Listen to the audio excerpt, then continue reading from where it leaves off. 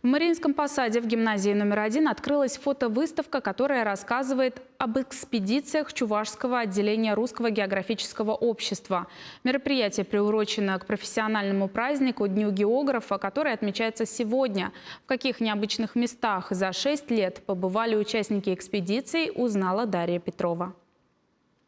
Отправиться в кругосветное путешествие, не уезжая из родного города. Такую возможность подарила ученикам Арпасадской гимназии географическая выставка. 20 уникальных фотографий из разных уголков мира выстроились друг за другом. Это лишь малая часть снимков, которые привезли участники экспедиций. Организаторы выбрали самые интересные работы, чтобы впечатлить детей. Они могут узнать много, и они с удовольствием пришли посмотреть, несмотря на то, что у них еще каникулы продолжаются. Арктические полярные льды, суровая природа севера, дикие животные. Удивительные фотографии оттуда, куда практически не ступала нога человека. Красивых мест, как выяснилось, немало и в Чувашии. И это доказали участники географического общества в экспедиции на острове Амаксары в Чебоксарском водохранилище. На Амаксарах это были очень интересные ландшафты, то есть это уникальные песчаные ландшафты, которые не характерны для Чувашии. Мы считаем, что в первую очередь наша задача исследовать нашу республику.